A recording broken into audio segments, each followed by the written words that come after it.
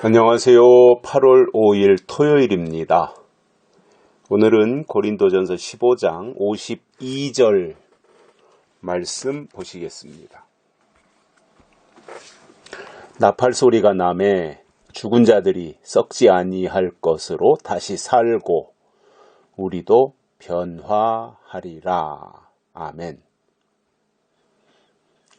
여기서 나팔 소리는 마지막 나팔인 일곱째 나팔을 의미합니다. 그 마지막 나팔을 불면 두 가지 현상이 나타납니다. 하나는 죽은 자들이 썩지 아니할 것으로 다시 살고 우리도 변화하리라. 이 두 가지 현상을 설명해 주고 있습니다. 이것은 마지막 나팔에 이 하나님을 믿는 또는 과거에 하나님을 믿었던 사람들에게 나타나는 놀라운 현상입니다. 물론 마지막 나팔, 일곱째 나팔에 예수님이 재림하십니다. 그 예수님의 재림하시는 것과 함께 나타나는 현상들이에요. 그래서 여기서 죽은 자들이 썩지 아니할 것으로 다시 산다 그랬는데 여기서 죽은 자들은 순교 성도들을 말합니다. 과거에 하나님이 주신 믿음을 끝까지 지키며 타협하지 아니하고 목숨을 바친 순교자들 있지 않습니까? 그들이 마지막 나팔, 일곱째 나팔에 다시 삽니다. 부활한다 그 말입니다.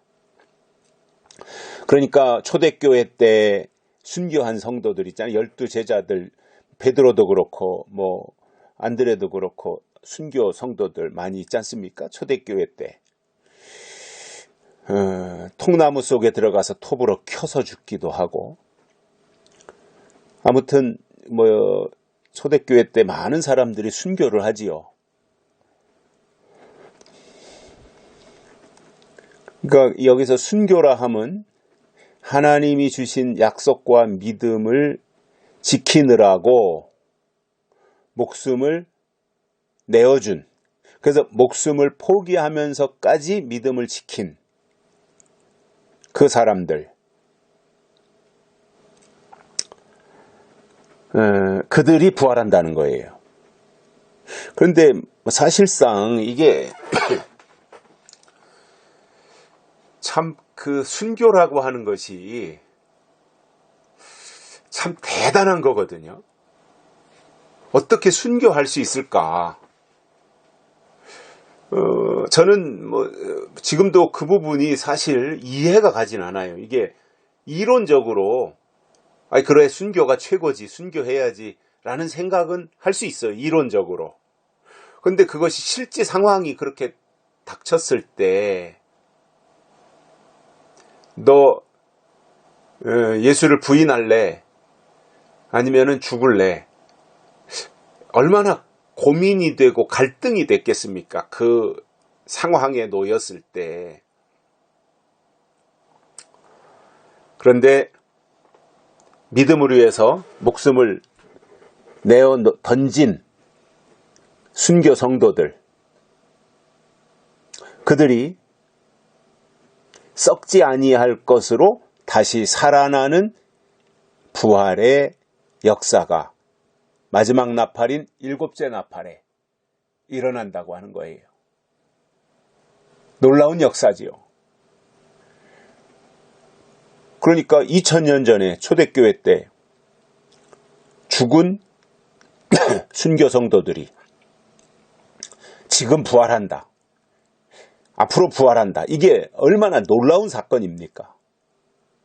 이거는 그야말로 하나님만이 하실 수 있는 일이고 또 기독교에서만이 강조되는 부분이기도 합니다. 그래서 죽은 자들이 다시 살아나는 거예요. 새 몸을 입는 거지요. 새로운 형체를 입는 거지요. 다시 사는 거예요. 그야말로 부활인 겁니다. 그리고 그 마지막 나팔에 부활, 순교 성도들의 부활이 있을 뿐만 아니라 우리도 변화하리라. 그때까지 믿음을 지킨 사람들, 특히 재림신앙을 가지고 예수님이 다시 오실 것을 믿고 슬기로운 다섯 처녀처럼 준비하고 기다린 사람들,